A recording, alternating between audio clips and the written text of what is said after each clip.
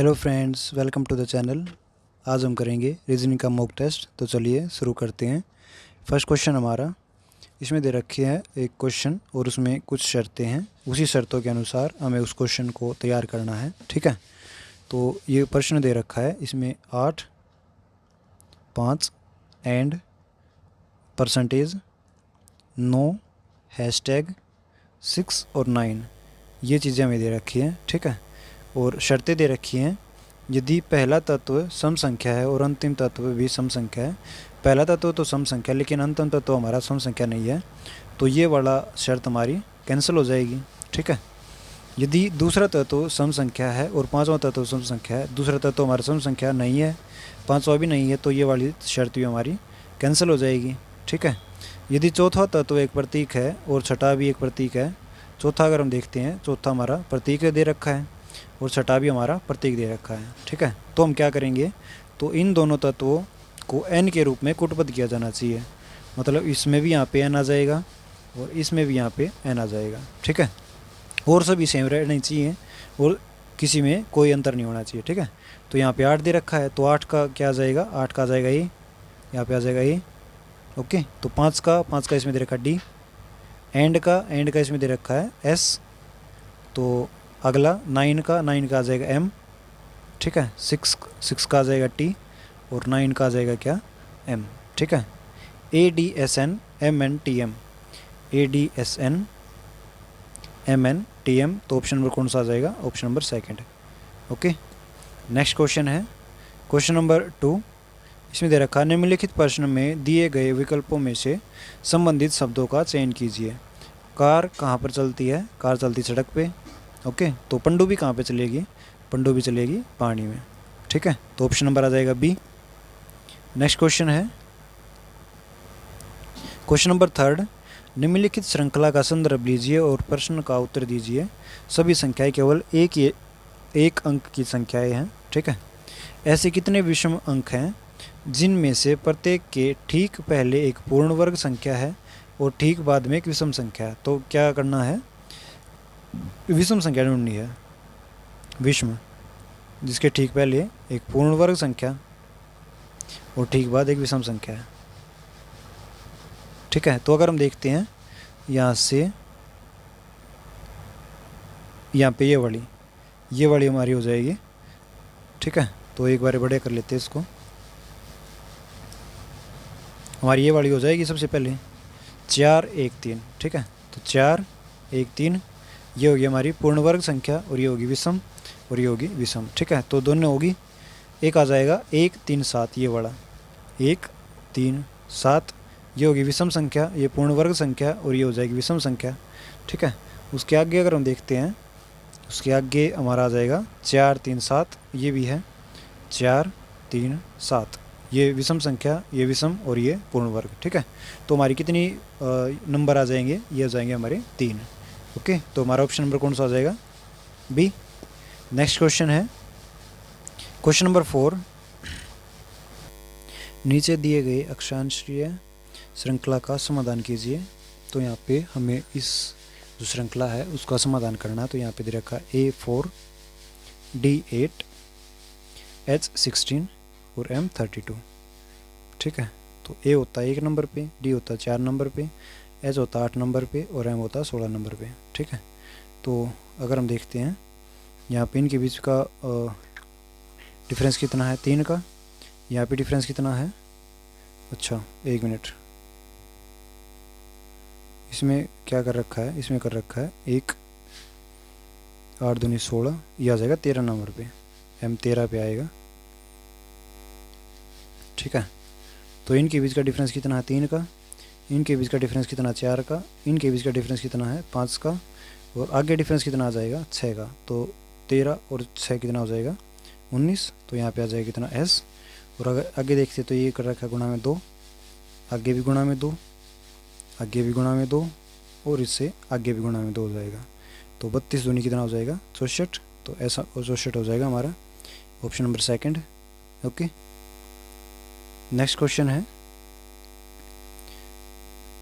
Question number 5। निम्नलिखित व्यंजन में प्रश्नवाचक चिन्ह के स्थान पर कितना अनुमानित मान आएगा, मतलब अनुमानित बताना हमें, ठीक है। तो अगर हम इसको देखते हैं तो ये कितना आ जाएगा 33, 32.9 है तो 33 ही हो जाएगा। प्लस में ये है 6.9 तो ये कितना हो जाएगा 7, गुणा में ये कितना है जमा में गुणा में आ जाएगा 2, ठीक है। 26.9 को हम क्या लिख सकते हैं 27, और इसको 2.9 को डिवाइड बाय 3 और माइनस में ये कितना आ जाएगा 7, ठीक है। तो 33 जमा में 7 गुणा में 2 जमा में 27 बटे में 3 घटा में आ जाएगा 7। अगर हम इसको इससे काटते हैं तो 9 तिया 27, 37, 33 जमा में 7 दूनी आ गया 14, जमा में 9 और घटा में आ गया 7, ठीक है। तो अगर हम इनको सोल्व करते हैं तो 14 और 9 होता है 23, 23 और 33 को अगर जोड़ते हैं तो 3 और 3 6, 3 और 2 5, 56, 56 में से अगर 7 घटाते हैं तो कितना आ जाता है 49। ओके, तो ऑप्शन नंबर कौन सा आ जाएगा, option number second. Next question है क्वेश्चन नंबर 6। इसमें कथन और निष्कर्ष दे रखे हैं। कथन पहला है सभी नीले गुलाबी हैं, तो यहाँ पे नीले और इसमें हम बना देंगे गुलाबी, ठीक है। उसके बाद सभी काले नारंगी हैं, तो ये काले यहाँ पे हैं और यहाँ पे बना देंगे नारंगी इस टाइप से, ठीक है। तो हमें बताना है निष्कर्ष भी कोई गुलाबी नारंगी नहीं है, मतलब ये वाला इसमें से नहीं होना चाहिए, ठीक है। तो अलग अलग होगी। फर्स्ट है इसमें सभी गुलाबी नारंगी हैं, सभी गुलाबी नारंगी हैं, नहीं ये वाला नहीं होगा। कुछ नीले काले हैं, कुछ नीले काले नहीं हैं, तो ये वाला भी नहीं होगा। कोई नीला काला नहीं है, तो कोई नीला काला नहीं है, तो ये वाला ऑप्शन हो जाएगा, ठीक है। ओके, तो हमारा ऑप्शन नंबर कौन सा हो जाएगा, ऑप्शन नंबर फर्स्ट वाला, केवल 3 अनुसरण करता है, ठीक है। नेक्स्ट क्वेश्चन है क्वेश्चन नंबर 7। प्रश्नों में एक कथन के 2 निष्कर्ष 1 और 2 दिए गए हैं। दिए गए कथन के आधार पर ज्ञात कीजिए कि कौन सा कथन सत्य है। तो यहाँ पे ये वाला कथन दे रखा है D is greater than B is greater than equal to A equal to C, ठीक है। और ये अभी उल्टे कर दिए इसमें, ठीक है। तो अगर हम इसको देखते हैं यहाँ पे क्या कर रखा है अभी,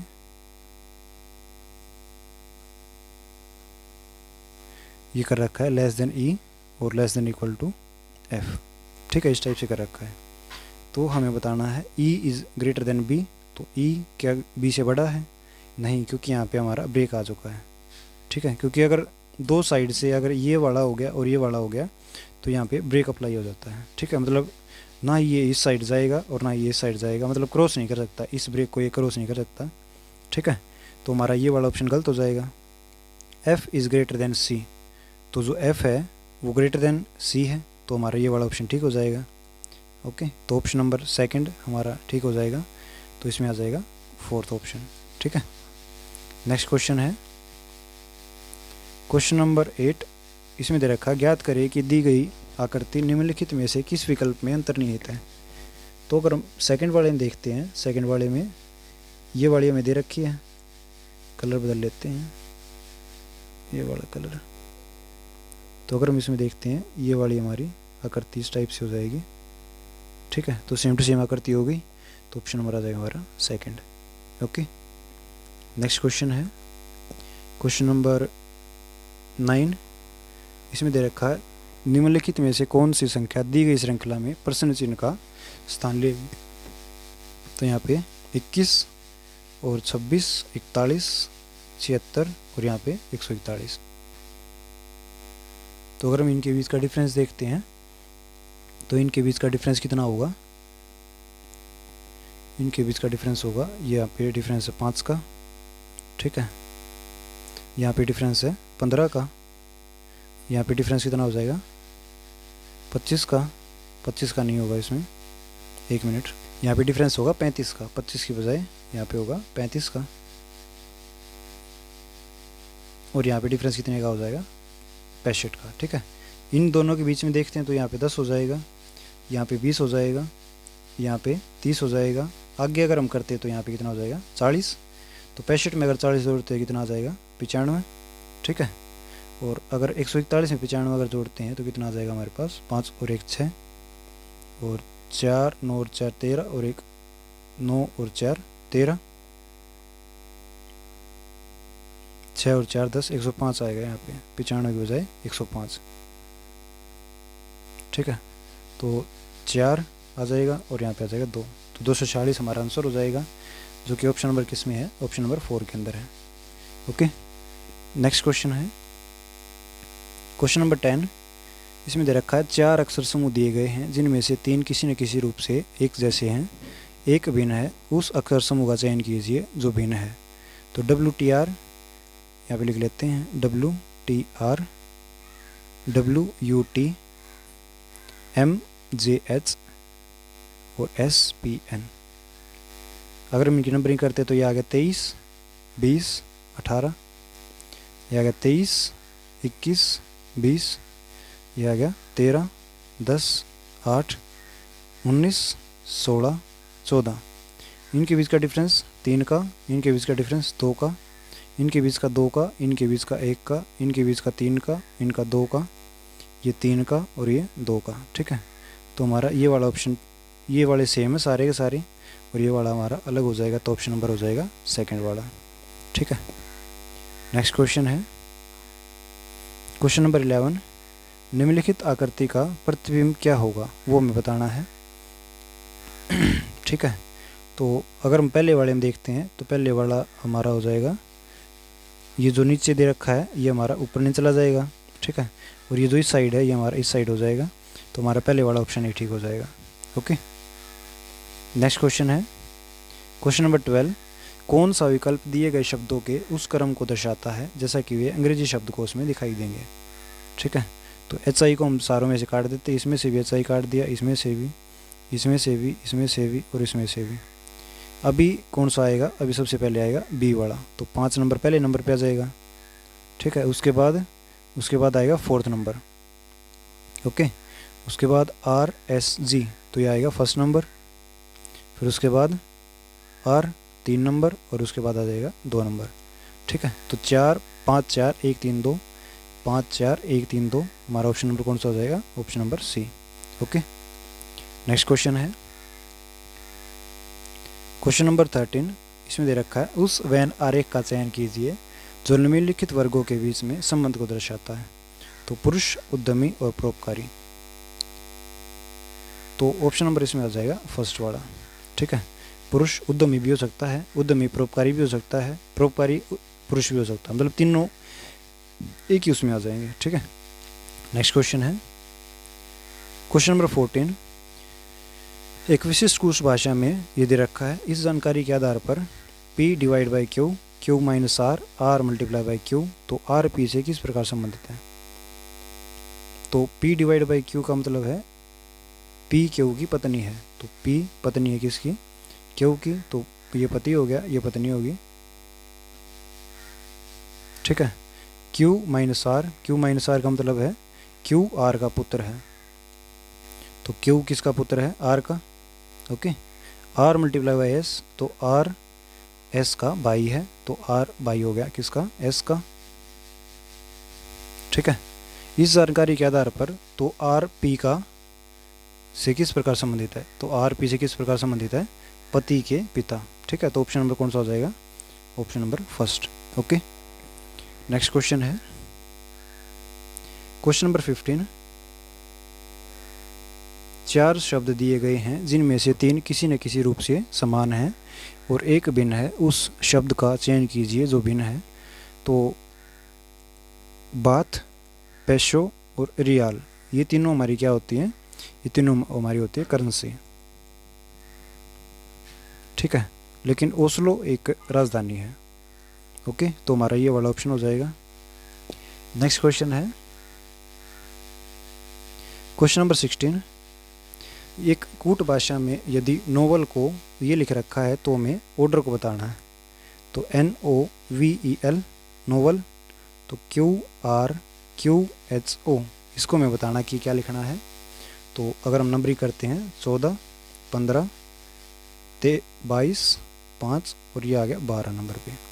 ठीक है, और यहाँ पे कितना हो जाएगा 17, ये हो जाएगा 18, ये हो जाएगा 16 17 8 और ये कितने पे हो जाएगा 15 नंबर पे।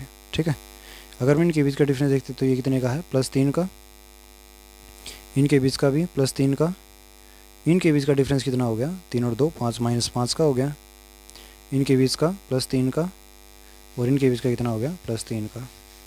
ठीक है, तो ये डिफरेंस आ गया, इन दो में +3 का रखा है और इसमें बीच में -5 का रखा है। तो ऑर्डर को हमें सेम टू सेम लिखना है। तो ORDER, O होता 15 नंबर पे, R होता 18 नंबर पे, D होता 4 नंबर पे, E होता 5 नंबर पे और R होता है 18 नंबर पे। ठीक है, तो O को +3 कर देंगे, 15 और 3 कितना हो गया 18, 18 का होता R।